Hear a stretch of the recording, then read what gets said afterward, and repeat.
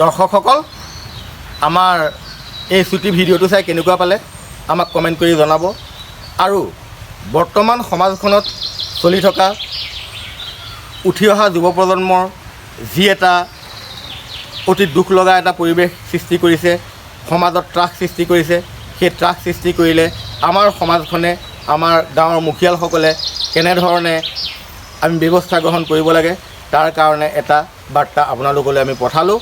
আপোনালোকে আমাৰ এই ছবিখন চাই পুনৰবাৰ কৈছোঁ কেনে পালে কমেণ্ট কৰিব আৰু আমাক উৎসাহিত কৰিব বুলি আশা ৰাখিছোঁ। নমস্কাৰ।